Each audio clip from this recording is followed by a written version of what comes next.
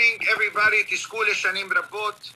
To everyone that is watching this shiur in the new style of transmitting powerful words of Torah through the Zoom channel as well through iTorah.com, the live feed today.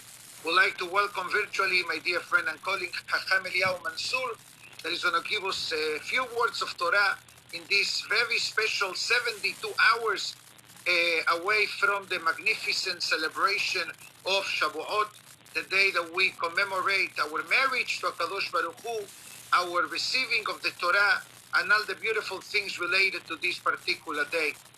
Tonight's shiur has been graciously sponsored by Elias Perez and family, Le'ilui Nishmat, his beloved mother, Josephine Bat Julia Alea Shalom, as well as Mr. David and Michelle Shabuot. And I'm reading what he wrote. In honor of the rabbi's effort in keeping us close to Hashem. What a beautiful dedication, Chacham. My wife and I, Le'ilui Nishmat, her grandfather Ishaq ben Bulisa, and my father, Alav Shalom, David ben Esther, and as well for the refuah shelema of a young child, year-and-a-half-old child that lo aleno velo alechem, drowned in a swimming pool here in Florida, and she's in very critical condition, and she needs Rahameh Shamayim. Her name is Rachel Bat Siona Tehillah. May HaKadosh Baruch Hu give her refuah shelema among all of the cholim of Am Israel.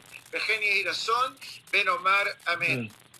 Hacham, for the past 2.5 months that we have been in quarantine, the way we call it today, I've been doing a lot of speaking.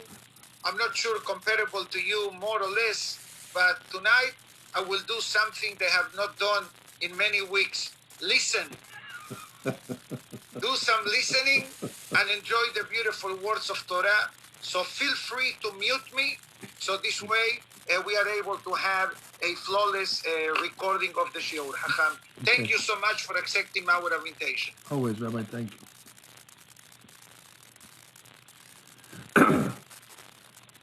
תזכו לשנים רבות, נעימות וטובות, ברשות מעלת הרב, רבי יוסף גלמידי, ישמרהו האל, ברשות קהל קדוש, first and foremost, the great members of the prestigious synagogue Bet Edmon Safra of Turnberry in sunny Florida, as the rabbi usually says. To all the members, I hope they're safe and sound, and to all our affiliates that are listening on the iTorah network. I'd like to say just one word to the community in Florida. Hazaku Baruch, your community and your rabbi and your board was ahead of the virus before anybody really knew the severity of it. The rabbi and the board acted very responsibly early on by closing the shul, by securing the place. The rabbi, I know we had some conversations, and he was very, very worried about the people. He's worried about the spread. He was worried about the ages. He was worried about the contagion factor. And I think because you closed the synagogue so early, I hope you're benefiting the perot of that good, clever move. And I pray that now that hopefully you're starting to go back to the synagogue, incrementally like we are here in New York, although I'm talking to you from the epicenter of this magefa. I do hope in the near future I'll be able to come visit you live. I look online, the JetBlue flights are empty, so there's a lot of empty seats. I don't have a problem to get a seat. I just have to get a good mask and get the courage to come visit you all. I do wish you all, for those that are not well, refuah shelema, have in mind all the names that the rabbi said as well. We have a very, very important subject. The rabbi said that we're 72 hours before Chag Shabuot. It was an observation that I made a few years ago, and I offered an answer. I'd like to tell you the observation. I'll give you the old answer, but nobody came to hear old stuff. And then I'll come to give you the new and improved version, Davar Hadash, in your honor. In the Kiddush on Shabuot, we say Zeman Matan Toratenu Zecher Litziat Mitzrayim. Now, I don't have a problem with Zeman Matan Toratenu. It's the time that we got the Torah. But what do you mean to remember Yitziat Mitzrayim? What does Matan Torah have to do with Yitziat Mitzrayim? Coming out of Egypt is Pesach. We did that already. And I have no problem if you want to say Pesach, Zecher Yitziat Mitzrayim. Actually, that is the essence of Pesach. But we left Egypt in the first month, Nisan, and we didn't get the Torah till the third month. So it's about a month and a half later. What are we still saying? Zecher Yitziat Mitzrayim. What is the connection? Well, in previous years, we explained it based on a Ramban. This is an essential Ramban. The Ramban notes that the holiday of Shabuot is called Atzeret. Now, Atzeret literally means Atzor, stop, don't do work. But he points out that there's another holiday that's also called Atzeret, and that's Shemini Atzeret.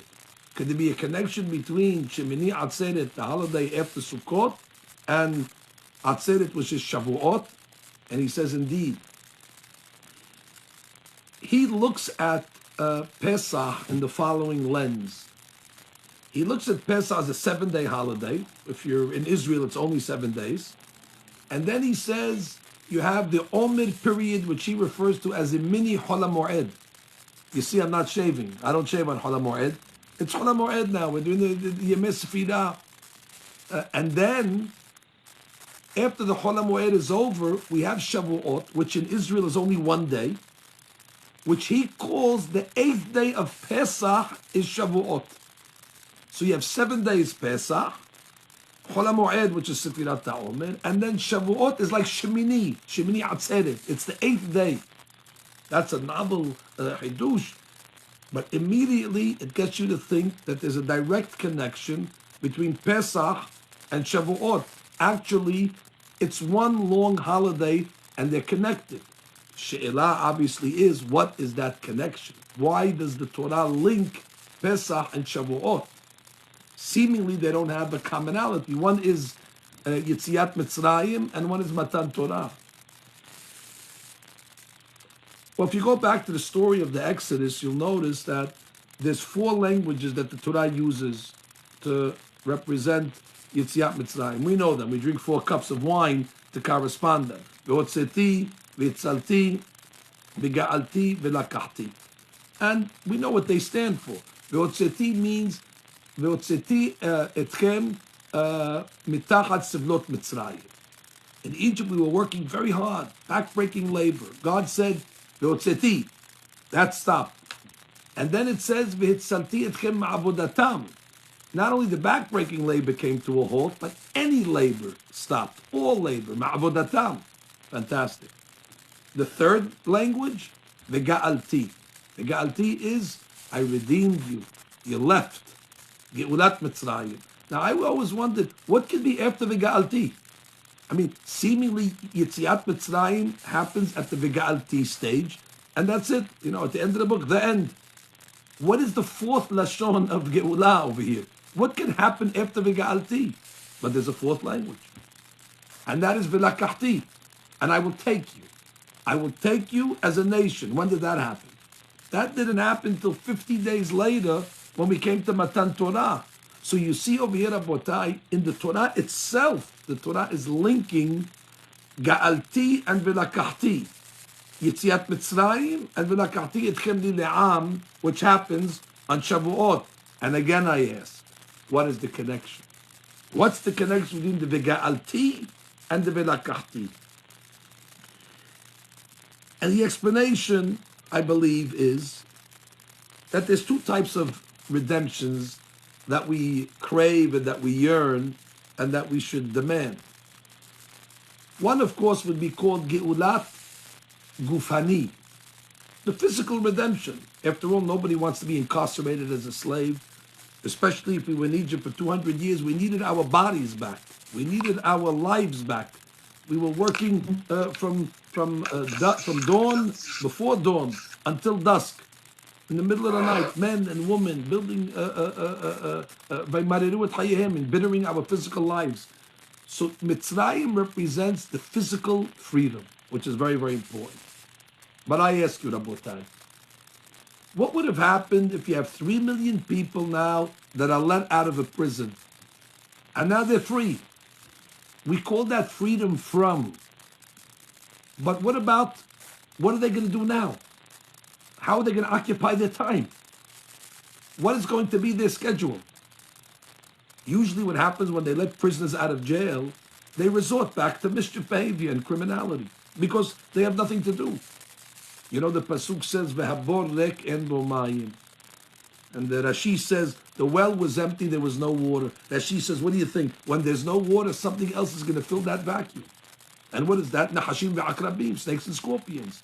And therefore, if you don't give a person something to do with his time, something is going to occupy that space. And usually it's something that's not so good. It's snakes and scorpions. So Borei Olam says, I freed you from the physical Mitzrayim. Your freedom now is only physical, but it must be followed up with a spiritual freedom. Now I need to give you a regimen and a discipline. You're still going to be slaves. It's just we're changing the boss. Hallelujah, hallelujah, avdei Adonai velo avdei Paro. We're just changing the boss and we're giving the discipline of purpose. Mitzvot, Torah, so you're going to get to somewhere. It'll bring you to a destination. It'll bring you to Olam Haba. It'll bring you to eternity. That's living with a plan. That's living committed to a certain structure. And therefore, we explained it as freedom from and then freedom to. Freedom from Mitzrayim, but then free to do what? You have to be free to do. When we left Egypt, the first thing God said was, HaChodesh hazeh lachem. Why was that the first mitzvah? This month is yours. Why should that be the first mitzvah when we come out of Egypt? Because until that moment, our time did not belong to us. Our time was constricted to Paro.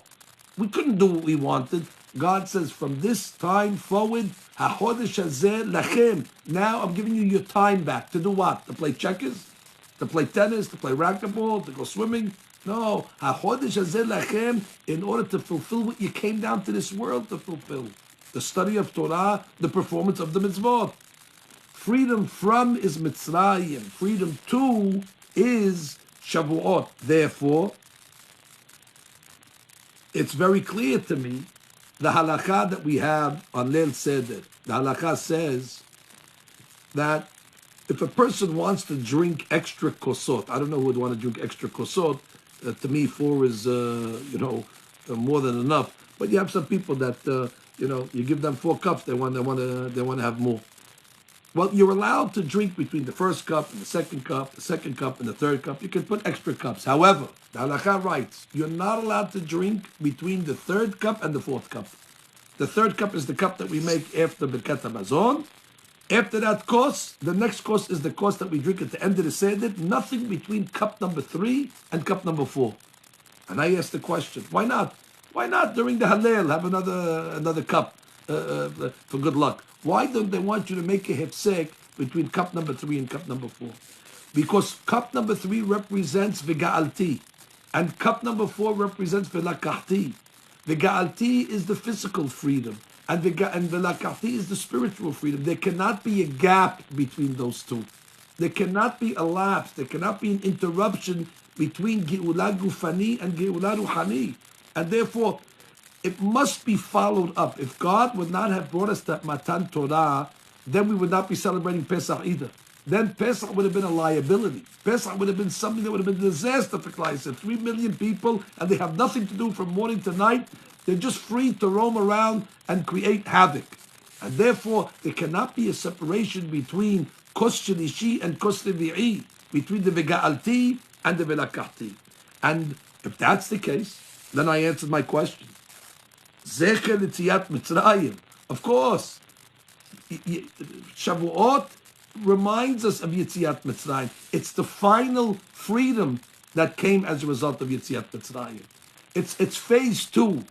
Phase 1 was V'ga'alti, and phase 2 is V'lakahti. And therefore, on Leil Shavuot, we remember these phases by saying Zecher L'Tziat, and we thank God for giving us a reason to exist, giving us a purpose, giving us a guide, which is the Torah HaKedosha. I will tell you a famous it's a poem It was written by a secular poet, you'll forgive me. His name was Tabor. Tabor said, I have a violin string, and I put the violin string on the table. He said, the violin string is free. It's lying on the table, it's free. He said, but it's not free to do what a violin string was created to do, and that's play music. I take the string and I put it in a violin, and I tighten it at both ends. Only now is the string free to play music, which means freedom doesn't just mean to do whatever you want, to have no rules and regulations and no schedule. That's not free. That's the way the secular society might explain it. Like the kids say, I want to be free, I want to do what I want. That's not the freedom. Freedom is to sometimes have restrictions and have regulations, and you tighten the string on both ends, but now it can play music. And therefore, the Ramban, when he says that the 8th day of Pesach is Shabuot,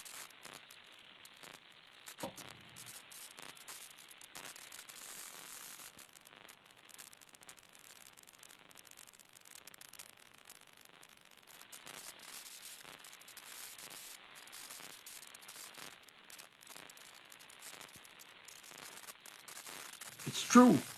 The 8th day of Pesach is Shabuot because it's the finishing of Geulat and Yetziat Mitzrayim. Anyway, that's something we said in previous years. Very, very important answer. But what I came to discuss tonight is really based on another question. The rabbi said wonderfully in his small introduction, but he hit a point. He mentioned that Matan Torah is a wedding. 72 hours to the wedding. He's right. The Hatan was God Almighty Himself. And we're the bride. Bnei Yisrael is the bride. Knesset, Israel, Kala, Kiru'ah. We're called the Kala. And you should know that from that wedding, we establish many minhagim when it comes to our weddings, for our own children. We learn a lot of minhagim from Matan Torah, because if God's making a wedding, He must be doing it the right way. So we want to learn how to make a wedding. So one thing we have, for example, when the Torah was given, Har Sinai was filled with flowers. And that's why we have a minhag when we make a wedding. You're always going to have flowers. You're always going to have greenery to make it nice. That's not because to give the florist business or to show off. We're trying to recreate the Matan Torah experience. Every wedding has a chuppah. Har Sinai, God took the mountain and He hung it over our heads. Good. That's the chuppah. That's the example. What else? Before the wedding, Borei Olam invited us. 3 days before, He invited us. He said, Rabotai, in 3 days, you're going to come to the mountain. So what do you see over here? There was hazmanah. There was an invitation. That's why we send out invitations when it comes to the wedding, so the people will know. We tell them the date, where to appear. And there's many, many, many other minhagim. Listen, that was a big wedding. There was 3 million people at that wedding. Today, if we can get 19 people to come to a wedding, that's considered a big success. That's a hashuv thing. You get if somebody can get 25 people, he brags. Oh, they let me bring 25 people to my wedding now, and everybody has to stand 10 feet apart, and the Hatan and Kala wearing masks. Okay, but that Hashem gamze ya'avon. My question on this wedding ceremony is as follows. My question is, why the delay? I mean, the Hatan is ready. God doesn't need to prepare. Borei Olam could make a wedding in 1 second. And He loves us. He wanted to marry us. I mean, we can't marry God. The Hatan has to marry the Kala. He wants to marry us. So why is it that He takes us out of Mitzrayim in the first month, and the wedding is a month and a half later? Borei Olam should have taken us to Har Sinai the next day. We call that Kifitzat HaDerech. Kifitzat HaDerech means if Borei Olam wants us to be in a location, He snaps and we're there. And by the way, we know this happened at the wedding of Yitzhak Avinu. You remember when Eliezer went to find the bride for Yitzhak? He went to Lavan and Betuel's house. When he gets there, it was a 3-day trip. He got there in 1 day. And after he made the deal, he returned the same day. So the whole thing happened because he said that there. Why? Because Borei Olam says, when I want to get the tzaddikim married, I make everything quick. And when He wants to get married, why does He delay it? This is the question. The answer is said by the Ora Chaim HaKadosh. Ora Chaim HaKadosh says something on a pasuk. Pasuk says, "B'chodesh hashlishi letzet bnei Yisrael me'eretz Mitzrayim." He says it was the third month after the Jews came out of Egypt. B'yom hazeh, on that day, ba'u har Sinai. They got to Midbar Sinai, to the Midbar of Sinai. Ora Chaim HaKadosh says, you know why there had to be a delay? Even if a Hatan loves the bride, and even if he wants to marry her ASAP, the earliest he could marry her is not before 7 days. Why? She has to go to the mikveh. She has to count 7 days to purify herself. The Hatan says, I'm ready. I was ready yesterday. I was ready to marry you whenever you're ready. When the rabbi tells me you went to the mikveh, I'll do it. But the rabbi says, listen, they cannot before 7 days. Why? There's tum'ah. Tum'at nidah. Tum'at nidah needs 7 days to go to the mikveh. Says Ora Chaim HaKadosh, the Jewish bride, Klal Yisrael, we had the status of tum'at nidah. We had ritual impurity. From where? Where did we come from? We were in Mitzrayim for 200 years. What do you think is in Mitzrayim? The worst culture. The Torah calls Mitzrayim To'avat Mitzrayim, the abominations of Mitzrayim. It was decadent. It was low. The culture and the lifestyle and the habits and the values and the immorality. And we lived there for 200 years. You know, in science, they teach us about osmosis. That when you're living in a society, it eventually just permeates your system. And listen, the Zohar HaKadosh told us, whether you like it or not, when we came out of Mitzrayim, we were on a very, very low level. Maybe not our fault, but because we lived in such a society for so many years, it takes its toll on the Jewish soul. And therefore God says, listen, a normal bride needs 7 days. But after 200 years in Egypt, you don't need 7 days. You need 7 weeks. This is for every day you need a week in order to purify yourself. And Borei Olam says, but I promise you, if you go to the 7 days of 7 weeks of purity, I'll marry you the next day. I will not delay it. But the minimum. So really, Borei Olam didn't marry us as quick as possible, but he had to wait for the bride, and that's how he learns the pasuk. B'chodesh hashlishi. And he reads the pasuk in a question mark. B'chodesh hashlishi? Why did God wait to Chodesh hashlishi? Letzet b'nei Yisrael me'eretz Mitzrayim. Because look where the Jewish people came from. They came from Eretz Mitzrayim. That's why it was Chodesh hashlishi and not Chodesh Rishon. Look where the bride was coming from. She didn't have a gown. She needed to get a gown, and then she needed to prepare herself. She cannot come all soiled up to the chuppah. I will tell you something else. There's a custom on Shabuot, as we know, that we have seudot that include milk products. The Syrians, they have, the calzones, as they call it, and the sambusak. I'm not going to go to the whole menu now, but we know we have customs on Shabuot. There's a halib. They make all different milk products on Shabuot. And there's many reasons given why. But based on this Ora Chaim HaKadosh, and it's the Zohar HaKadosh, so 7 weeks pass, now the bride goes to the mikveh. Now we are purified from Tum'at Nidah. We were purified from the toxicity, from the contamination of Mitzrayim. It left us. And now the bride is about to get married. And what happens after the bride gets married? Be'ezat Hashem, she has children, she gets pregnant. Something happens biologically when a lady gets pregnant. She does not see dam nidah anymore. The dam nidah stops. That's what happens when most people are pregnant. It's a beracha. There's no tum'ah. When a lady's pregnant, she's kedushah, she has tahara, she's pure. And then she gives birth to a baby. What happens when she gives birth to a baby? All of a sudden, miracle, she starts to have milk. She starts to have milk. Where does the milk come from? Nes gadol hayasham. And the Gemara says, Dam na'asa halav, the blood of the nidah that hasn't come for all those months, Borei Olam turns the red blood Miraculously, it turns from red blood, which is forbidden, into white, delicious milk for the child. And therefore, says the Zohar Kadosh, that's why we have milk on Shabuot. Dam na'asa halav, the dam nidah, that we purified ourselves for 7 weeks. Now we became a bride, we became a fertile bride. Now we said we're ready to marry a Kadosh Baruch Hu. Dam na'asa halav, so we drink the milk to represent that there was no more dam nidah. The dam nidu, the tumat Mitzrayim, left us. Well, that's the case. If that's the case, I will tell you what the Satmar Rebbe said. Satmar Rebbe, Devora Faige, he was a Gaon, Kadosh. I recommend our members, if they could read the Sefarim of Devora Faige, you'll see such Pedushim in these books over there. You cannot imagine. There's so many volumes that he has and so many pearls he has in these Sefarim. I took a very big attraction reading these Sefarim recently. And he asks a simple question. It's an observation. It's a grammatical observation.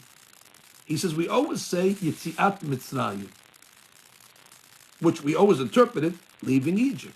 He said, but grammatically it's wrong. It should be Yetziat Min Mitzrayim. What do you mean Yetziat Mitzrayim?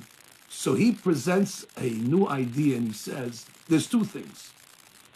There's leaving the geographical location called Mitzrayim. That's called Yetziat Min Mitzrayim, leaving the location.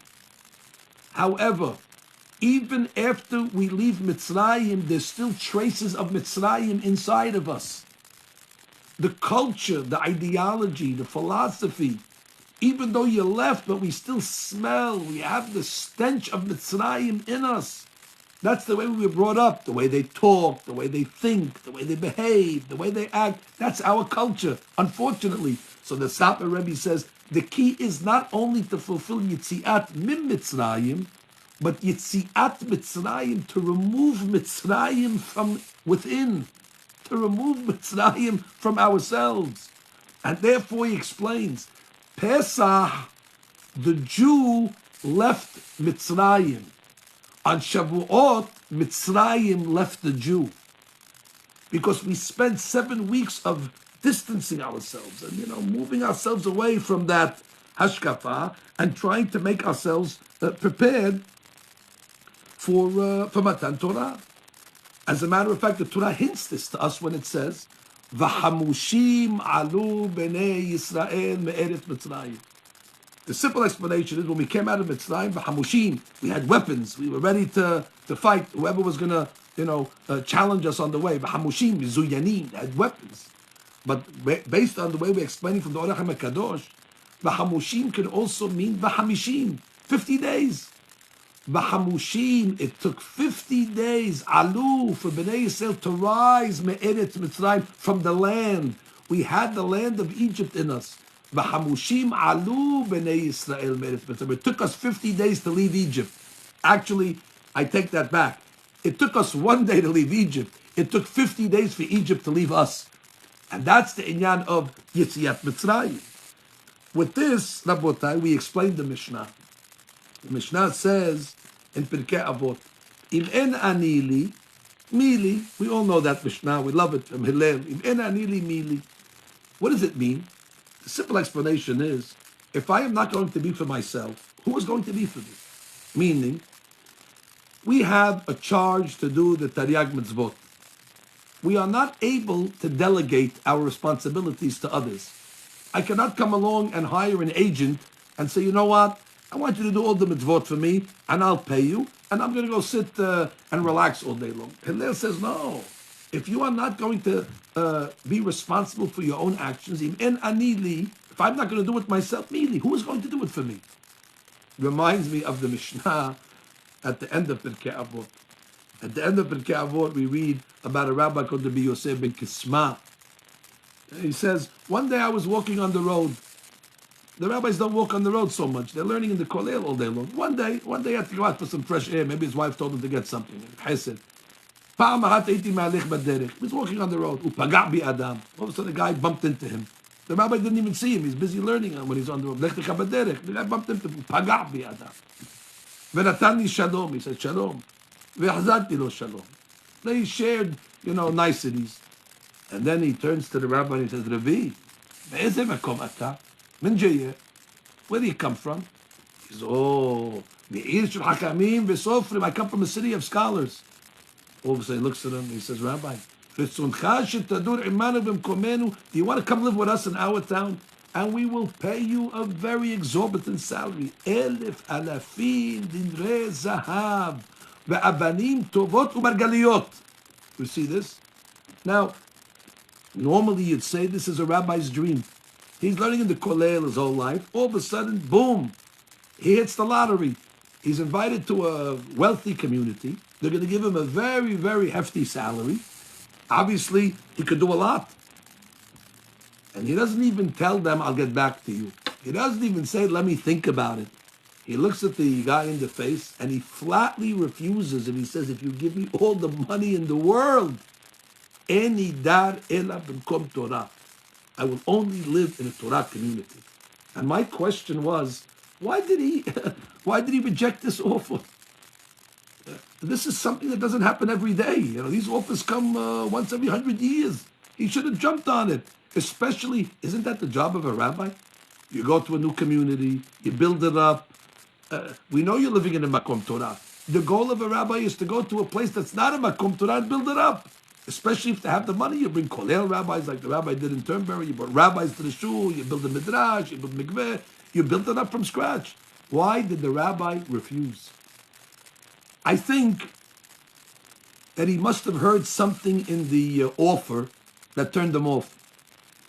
So I went back to the offer and I looked at the words closely and I found it. What did he ask him? He didn't say Ritzoncha shetadur imanu. That would mean you want to come live with us. That's a good offer. But he told them the conditions. Ritzoncha shetadur imanu bimkomenu, instead of us. Which means you'll do all the religious stuff as our proxy. You'll be our shaliach. We need a rabbi to be bimkomenu instead. We don't want to do all these things. We don't have, but we have a conscience. You know, we feel guilty. So we're going to pay you, rabbi, and you'll be our hareni memane otcha shaliach, and you'll keep Shabbat for us. You'll keep Pesach for us. You'll read for us. You'll pray for us. We need a rabbi to be imanu bimkomenu. And then the Rabbi Yosef Kisma said, no, I can be imanu, but bimkomenu, all the money in the world. That's not the rabbi's job to be the shaliach of the sibur. And that's what Hillel was saying. You know, if you're not going to be for yourself, you cannot designate and delegate your responsibilities of Judaism to others. But tonight I'd like to explain the Mishnah a little differently. You'll notice no other holiday talks about preparations for the holiday, except for Shabuot. What do I mean to say? On Pesach, it does not mention anything about preparations. It doesn't say, don't forget to clean the hametz, make hag'alah, make the food, nothing. Sukkot doesn't say anything. It's just Haga Sukkot Aseleka. It doesn't tell you how to prepare. Whereas on Shavuot, the Torah already starts to talk about Shavuot on Rosh Chodesh Sivan. It's giving up the lead up. On Rosh Chodesh we came to Har Sinai, and then the 3 days of Hagmalah, and then Erev Shah. And the Torah talks about it. That tells me that the key of Shavuot is the preparation. The holiday is only 1 day. The preparation is 49 days. That means the preparation of Shavuot for the 49 days is the key to get us to day 50. Why? Rabotai, we're not living in Egypt, but we're not living in a too much better place. I mean, God bless America. Today's Memorial Day. I'm sure everybody had their barbecue already, and they said the Pledge of Allegiance to the flag. However, we will all agree that there's Zohama in America, and we're living here for hundreds of years, and they have different values than us. What's on the television, what's in the movies, what's in the newspapers, no aleinu v'no alechem, and the society just keeps on declining and going lower and lower, and we get used to it. Things that bothered us 2-3 years ago when we heard it the first time, then we say, okay, this is what it is. Yeah, you have to accept it. You have to be fit. And all of a sudden, just like the Jews in Egypt, we have a lot of America inside of us. And therefore it takes these days that we're preparing now before Shavuot to try to remove ourselves a little from the thinking of the outside world and move ourselves closer to the thinking of the Torah. The bride must prepare herself, especially in the 7 days before Shabuot, which we are now. We're already within the days of the mikveh, to purify. And therefore the Mishnah in Hillel is saying like this, Im en anili, if I'm not going to be for myself and to prepare myself, me is mem yud, which is gematria 50. What's going to be on the 50th day, the wedding day? If the bride is not going to prepare themselves, if the bride is not going to take Yitziat Mitzrayim, me, what's going to happen on the day of the me? The bride is going to come to the wedding, and the Hatan's going to say, you didn't prepare yourself. You came with all the dirt with you. You brought all the contamination. That's the key of Shavuot. Now we go to the next step. Oh, so that answers my question. My question initially was, what does Yitziat Mitzrayim have to do with Shavuot? It has everything to do with Shavuot. When we left Mitzrayim, we left the physical place. And for 49 days, we were working on removing Mitzrayim from us. That's where on Leil Shavuot, when we finally accomplish it, we say, Zeman Matan Toratenu Zechel Yitziat Mitzrayim from us. We have reached the plateau of Yom Simchatenu, Yom Simchat Libo, which is the Hatunato, the wedding, only after Yitziat Mitzrayim from the person. If that's the case, we go a step further. We came to Har Sinai. And the Torah says something incredible. Zohar HaKadosh says when we got to Har Sinai, Paska Zuhamatam. Paska, you know what that means? Our Zuhama, our Tum'ah stopped. The Hatan looked down and said, wow, they're ready. There's no more Zuhama, there's no more Tum'ah. The wedding is beginning. Where was the location? This was a location wedding, Rabotai. Where was it? Maybe that's where they get the Menachem to make location weddings, because Har Sinai was a location. It wasn't in the Bet Knesset. They did it in a big venue. It was at Har Sinai. Har Sinai has another name. I don't know if you're aware of it. Mishnah Pirkei Avot calls Har Sinai Har Horev, Mount Horev. Maybe some of you read Rav Samson Raphael Hirsch's book. He has a book called Horev. It's on the Taryag Mitzvot. He named the book after the mountain where we received the Torah. And I always wondered, what does Mount Horev mean? Unless you say Horev is a fire. You could learn it like that, and then the explanation is because the mountain was on fire. There was Lapidim and Berakim and all the drama. The mountain of fire.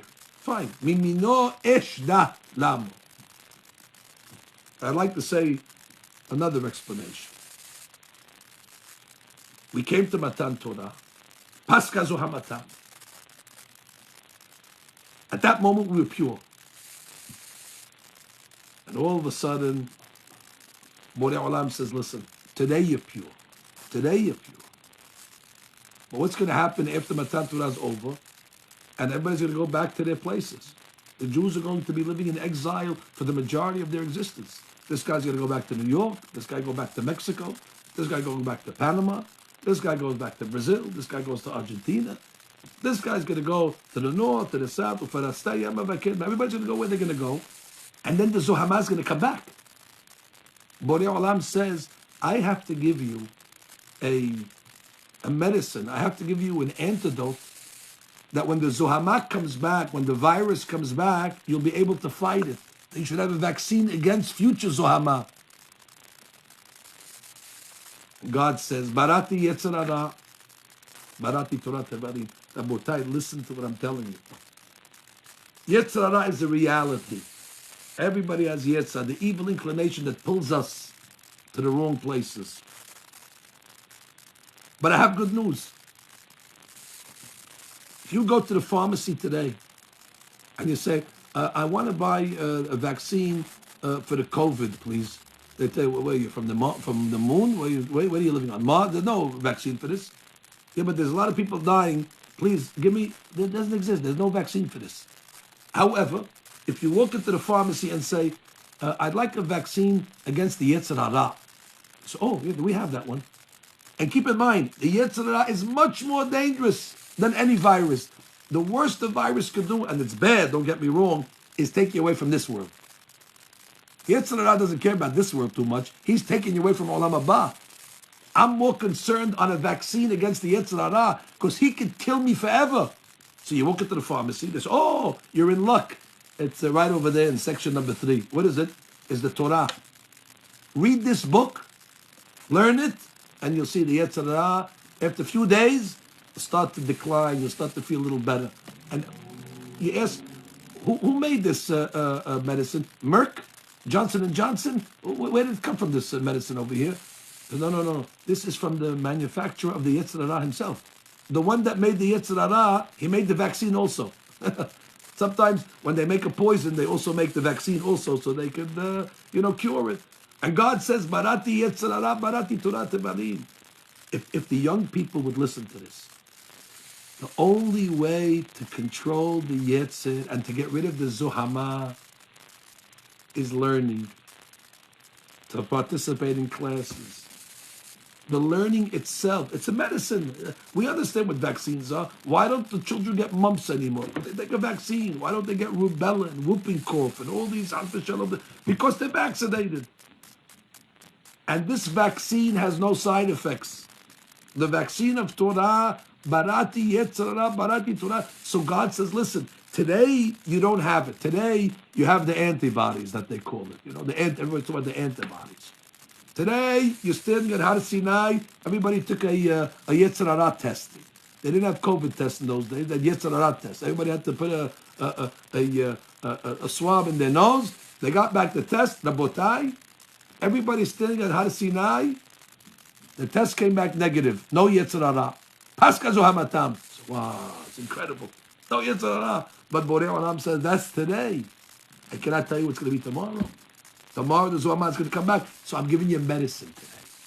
I'm giving you the book. And whenever you're in a time where you feel the Yetzer Hara of society is creeping in, make a class. Bring a rabbi to your house. Start Shiurei Torah. Bring a kollel. The Torah will cure you from the Yetzer. And we know it.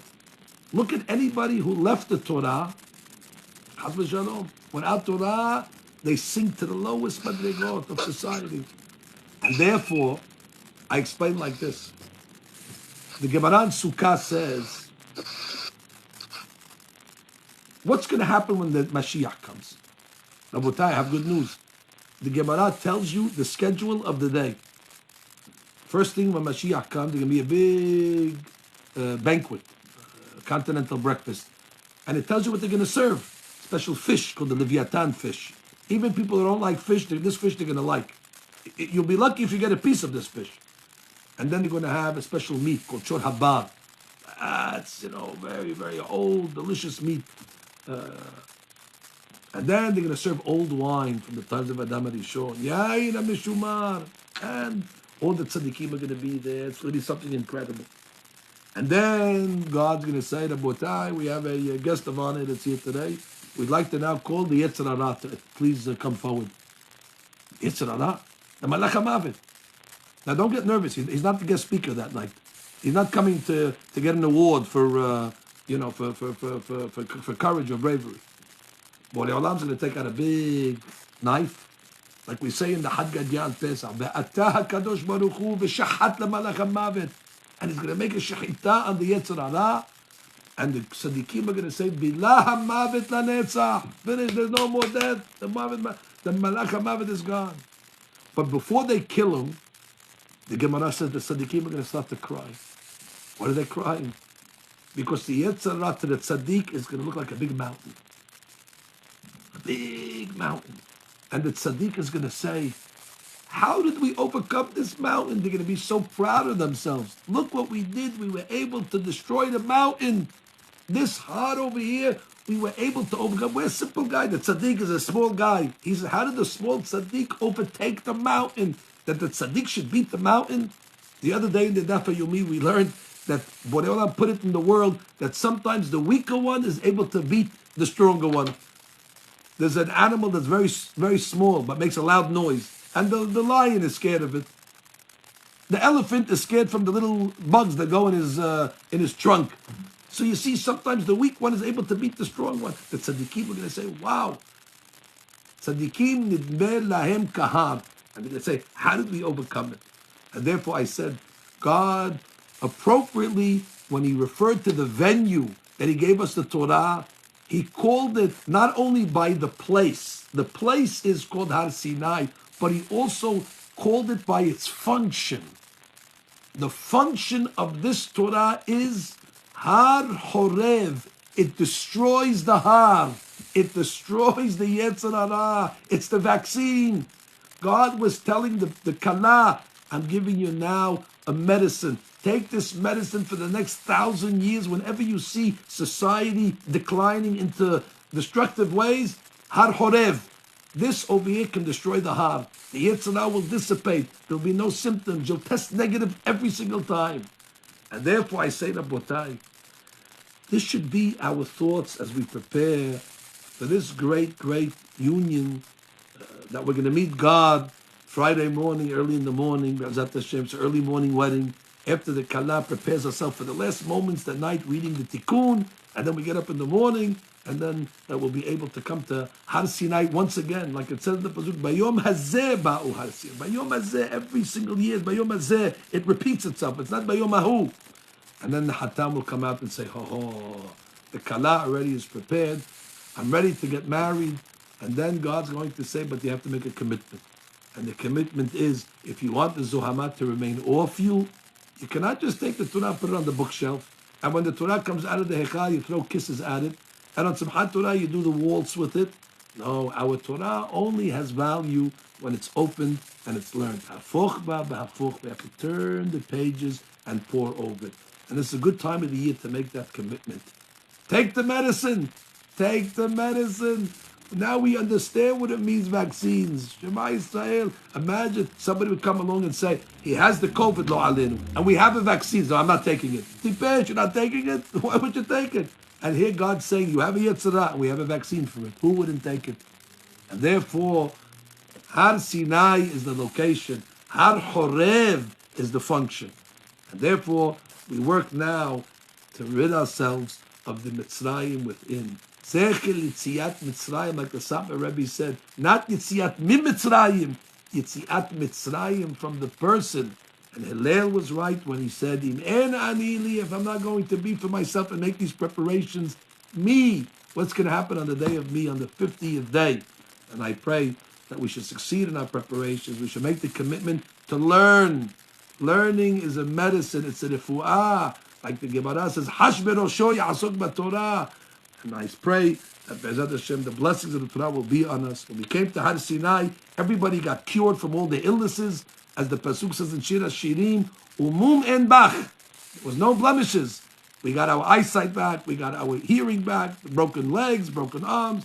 And B'ezrat Hashem, Matan Torah this year as well in Tafshin Peh should be a refuah. And the Hatam will say to us, Yafa at ra'yati umum en bach. Tizku l'shanim rabot, na'imot v'tovot.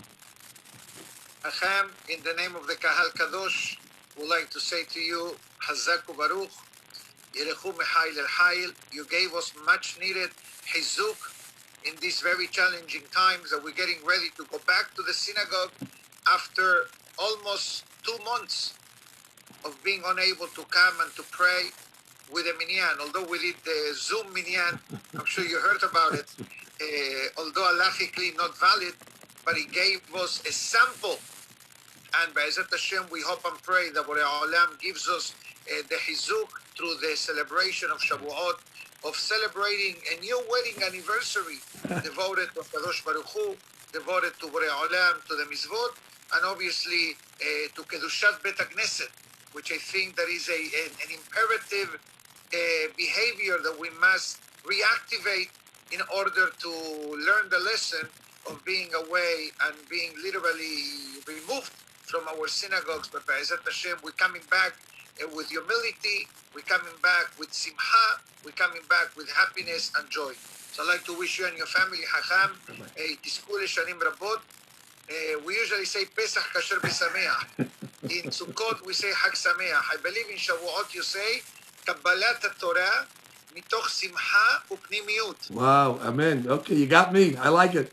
We love you. Love you too. Keep up the great work that you always do. Thank you. And B'ezrat Hashem, hopefully we'll have the zechut Either we see you in Yerushalayim, or we see you in Deal, or we'll see you in Miami. Okay, you got a deal, Rabbi. My pleasure. All the Just best. for the record, Hacham, we have been under a mabul for the past 48 hours. Oh, really?